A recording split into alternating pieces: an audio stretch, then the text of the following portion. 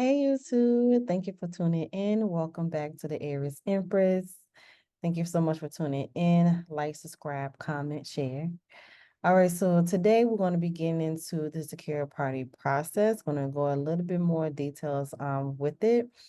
And just remind you that there is more when it comes to being a secure party, okay? Um, Once you do the paperwork, like I disclosed before, you have to continue to study.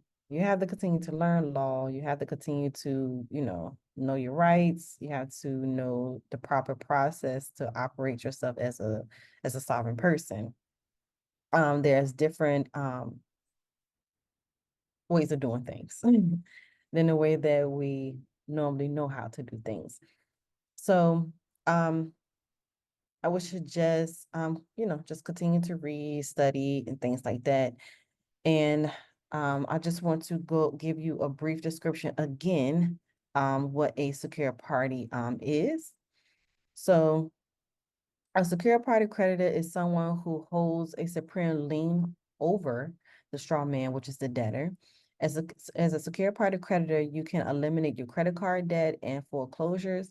Becoming a secure party creditor is your first step towards sovereignty. Once completed, you will have established a foundation to manage the commercial affairs of the debtor and the standing to protect yourself from all public claims made against your straw man, which is your name in all capital letters. This can be accomplished by filing your UCC-1, which is your Uniform Commercial Code, um, form.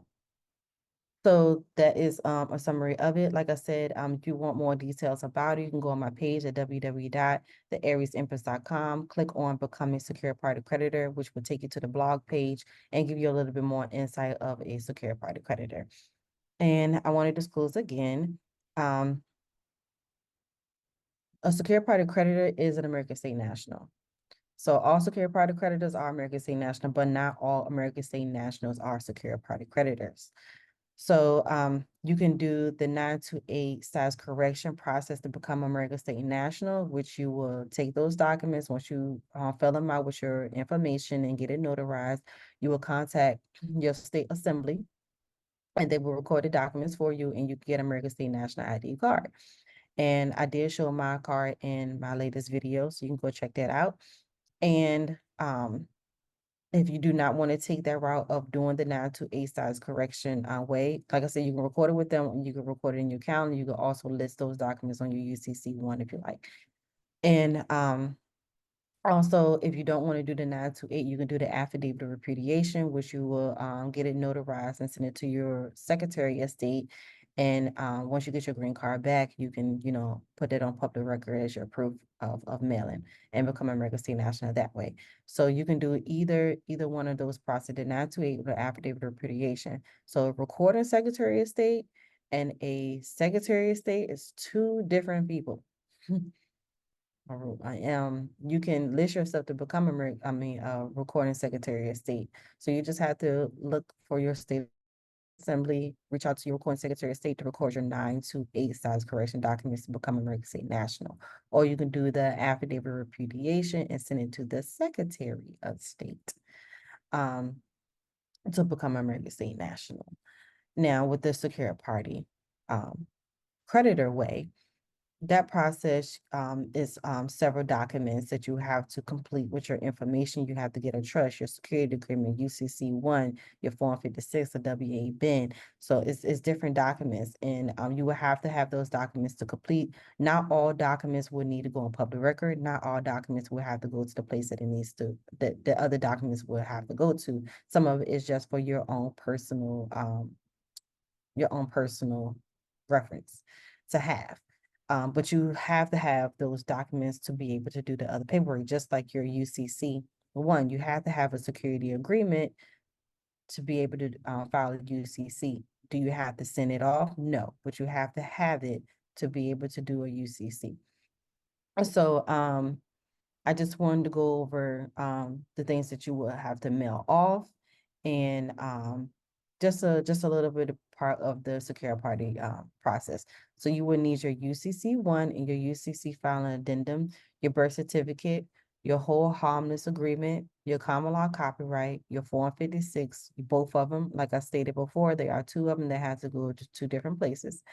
Your WA bin, your WA affidavit, and your collateral bond. Now, when it comes to your UCC, once you fill it out correctly and put a lien on your assets and your name and stuff like that, you will use that filing number and place on some of the documents that it would need to go on. And that will be, within the instructions and you will see the space for it on some of the documents that you will have to place that UCC filing number on. So and this really the UCC, once you put that lien on, is what makes you a secure private creditor. And the other documents is putting, people on notice and making them a trustee over your account and things like that. So when you start discharging debts and stuff like that. So like I said, you will send the UCC off, put a lien on yourself, get that filing number, put that filing number on the documents that you need to go to, and you will take that document that you have got back once, the Secretary of State have gave you your filing number, and you will send off your home harmless agreement, your common law copyright, your Form 56 WA bin, and the affidavit and the collateral bond to the place that it needs to go to. So to find your Secretary of State, you will, look up Secretary of State UCC1. You probably type that in Google to find out the address so you can send that to them. Hey, I don't know, you may can go into the office and see if they will do it right then and there. Just find out their process. If your state giving you too much pushback of recording it, you can also find out your state region. I believe since like I'm in Virginia, I can record in Florida. So I believe like Virginia, North Carolina, South Carolina, Georgia, I believe all of us can file in Florida. So you will find your state region and look at what their process is, mail it to them. If it's online, great. And you will file your UCC that way. And of course, it costs. So you have to find out how much they charge to file a UCC1. And there will be either 3 to 4 mailings. So the reason why I said 3 to 4 is because, for instance, if you was born in Florida and you filed your UCC in that state that you was born in, which is Florida, and you moved to Texas, you will have to do a notification of record to let Texas know that you had a UCC filed in another state. Or if you live in let's say if you live in Texas and you was born in Florida, you will want to do your filing in Florida that you was born in, and you will put a notification of record in Texas that you did a UCC filing in Florida. So that's the way that it will go. So if you live in the state that you was born in, you do not have to do a notification of record in the state that you was born in. The other mailings, of course, will go to the Chief of Information Returns branch, and also the Secretary of Treasury, and the Department of Treasury, which is in Puerto Rico. So those are the three places that your mailing will go to. So like on the templates, it will let you know, it will have the address and stuff where everything needs to go. And you will prepare your mailing that way and do it certified mail. And once you get your green slip back, great. Everything should be set up for you. That is your proof. And keep a track of that green slip because that's very, very important. And that's how you become a secure party creditor. Okay, so those are the steps towards it now.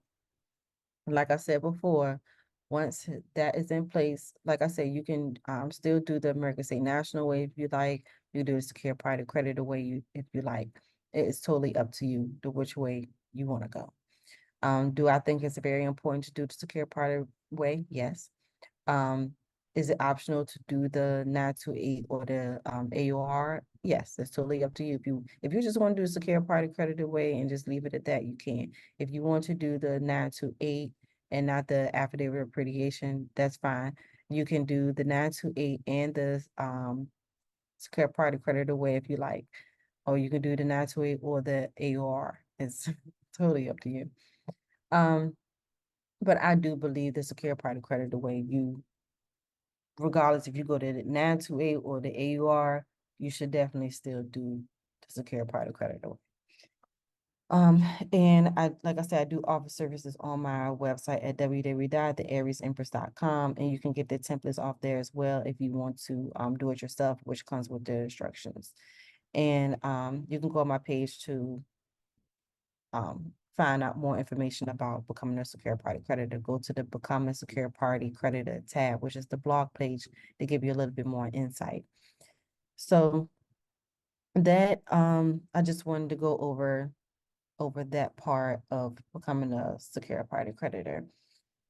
And like I said, you go to my previous video and you can see the templates that's required for the process. And for anyone else that's actually doing the same thing that I'm doing with the secure party credit and helping others as well, the packet is similar to that. And what else? I believe that is all. And my mentorship, the next one, this one is that I'm, currently doing, like I said, that ends on January the 11th. And the next one starts on January 23rd. So you can go ahead and purchase now. You will have access to the classes on January 23rd. If you want to get into the mentorship as well. And I think that is all. If you have any questions, you can book a consultation. Go to the Contact Us tab on my website. You can book a consultation there. And that's it.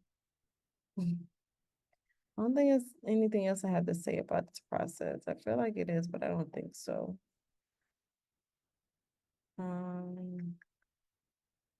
Oops. Okay. All right. All right, y'all. So, yeah, so that's the secure party process. Like I said, look at the other video, you can see the templates. I just wanted to give like a little brief more process about it. And like I said, once you become a secure party creditor, you're going to want to study how to operate yourself as a secure party creditor out here. It's great benefits towards becoming a secure party creditor, and because you don't have to, quote unquote, obey anyone out here. And you know how, and you won't be, you can catch the fraud that's being done to you, and you'll be able to hold these people liable for the fraud and get your remedy for it. So, all right, y'all. So that is it. Thank you for tuning in. Like, subscribe, share, and until next time.